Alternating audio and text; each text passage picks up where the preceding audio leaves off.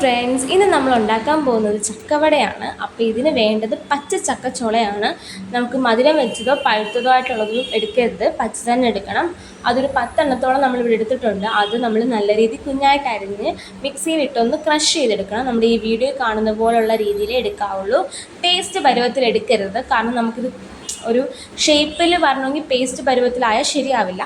പിന്നെ ഇത് നമ്മൾ ഇതിനകത്തോട്ട് അങ്ങനെ ക്രഷ് ചെയ്തെടുത്തതിന് ശേഷം ഇതിനകത്തോട്ട് സവാള കുഞ്ഞതായി അരിഞ്ഞതോ അല്ലെങ്കിൽ കൊച്ചുള്ളി അരിഞ്ഞതോ ഇടുക. അത് ആവശ്യത്തിന് ഇട്ടാൽ മതി. പിന്നെ എരിവിന് കുറച്ച് പച്ചമുളക്, അതും നിങ്ങളുടെ എരിവനുസരിച്ച് പച്ചമുളക് ഇട്ടാൽ മതി. അതിനുശേഷം കുറച്ച് ഇഞ്ചി, ഇതെല്ലാം നമ്മൾ എടുത്തിരിക്കുന്ന ക്വാണ്ടിറ്റി അനുസരിച്ച് ഇട്ടാൽ മതി. പിന്നെ നമ്മളിടുന്നത് ചില്ലി ഫ്ലേക്സ് ആണ്. അത് നിർബന്ധമൊന്നുമില്ല, ഉള്ളവരിട്ടാൽ മതി, ഇല്ലെങ്കിൽ ഇടണ്ട, അത്രയേ ഉള്ളൂ. നമ്മളിവിടെ ഉള്ളത് കൊണ്ടാണ് ചില്ലി ഫ്ലേക്സ് കുറച്ച് ഇട്ടേക്കുന്നത്.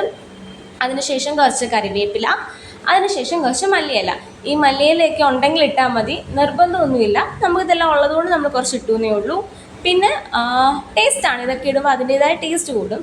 അതിനുശേഷം നമ്മൾ കുരുമുളക് പൊടിയല്ല ഇട്ടേക്കുന്നത്, കുരുമുളക് ഉണക്കി വെച്ചിരിക്കുന്ന കുരുമുളക് അതുകൂടി ഇട്ടേക്കുവാണ്. അതും ഒരു ടേസ്റ്റ്, നല്ല ടേസ്റ്റ് കിട്ടും.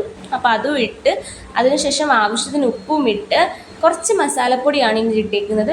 അതിനുശേഷം മഞ്ഞൾപ്പൊടി, മുളക് പൊടി, ഈ 2 പൊടിയും നമ്മളൊരു കളറിന് വേണ്ടി മാത്രമേ ഇടുന്നുള്ളൂ, ഓവറായിട്ട് ഇടരുത്, കാരണം ഓൾറെഡി നമ്മൾ പച്ചമുളക് ഇട്ടിട്ടുണ്ട്.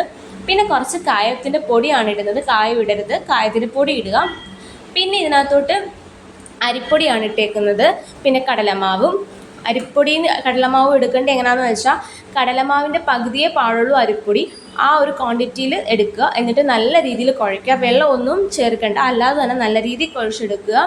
എന്നിട്ട് ഇതൊരു ബോളായിട്ടെടുത്ത് പരിപ്പ് വടയുടെ ഷേപ്പിൽ നമ്മൾ ആക്കുവാണ്. ഷേപ്പ് നിങ്ങളുടെ ഇഷ്ടത്തിനാക്കുക. നമ്മൾ കയ്യിൽ കുറച്ച് എണ്ണ തേച്ചിട്ടുണ്ട്, കയ്യിൽ പറ്റാതിരിക്കാൻ. അപ്പോൾ നിങ്ങൾക്ക് ഏത് ഷേപ്പ് വേണമെങ്കിലും നിങ്ങൾക്ക് ഇഷ്ടമുള്ള ഷേപ്പിലെടുക്കാം. നമ്മളിവിടെ ഒരു പരിപ്പ് വടയുടെ ഷേപ്പിൽ ആക്കി എല്ലാം സെറ്റാക്കി വെച്ചിട്ടുണ്ട്. എന്നിട്ട് എണ്ണ ഒഴിക്കാം. ഒരുപാട് എണ്ണയിൽ ഡീപ്പ് ഫ്രൈ ചെയ്യേണ്ട അത്ര ആവശ്യമൊന്നുമില്ല, പക്ഷെ കുറച്ച് എണ്ണ എടുത്താൽ മതി, കാരണം ഒരുപാട് ഡീപ്പ് ഫ്രൈ ചെയ്യേണ്ട ഐറ്റമൊന്നുമല്ല. എന്നിട്ട് നല്ല രീതിയിൽ ഇത് ഒരു സൈഡ് മൊരിഞ്ഞ് വരുമ്പോഴത്തേക്ക് ഒരു ബ്രൗൺ നിറം ആകുമ്പോഴത്തേക്ക് തിരിച്ചിടുക.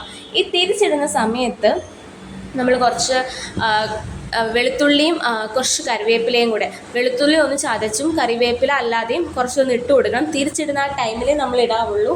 അപ്പോൾ ഈ വെളുത്തുള്ളിയുടെയും കറിവേപ്പിലയുടെയും ടേസ്റ്റ് ആ എണ്ണയ്ക്കകത്തും ഈ നമ്മുടെ വടക്കകത്തൂടെ പിടിക്കും. അതിനു വേണ്ടിയാണ് നമ്മൾ ആ ടൈമിൽ ഇട്ട് കൊടുക്കുന്നത്. സോ ഇതൊരു അടിപൊളി ഡിഷാണ്.